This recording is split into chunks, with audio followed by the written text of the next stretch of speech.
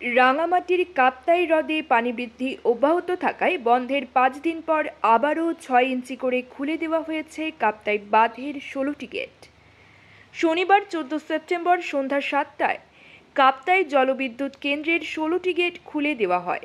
বিষয়টি নিশ্চিত করেছেন কাপ্তাই কর্ণফুলী পানি বিদ্যুৎ উৎপাদন কেন্দ্রের ব্যবস্থাপক প্রকৌশলী এটিএম আব্দুজ জাহের। তিনি বলেন, রাঙামাটিতে আবারও ভারী বৃষ্টিপাত ও উজান হতে নেমে আসা পাহাড়ি ঢলে কাপ্তাই হ্রদের পানি প্রতিনিয়ত বৃদ্ধি পাচ্ছে।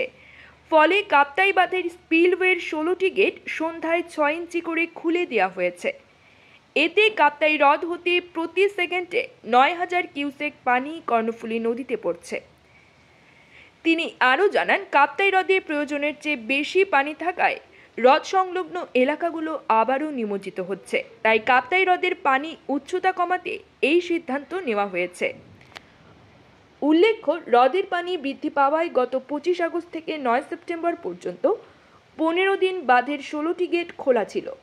পানির স্তর 108 MSL এর নিচে চলে আসায় সব গেট বন্ধ করে দেওয়া হয়।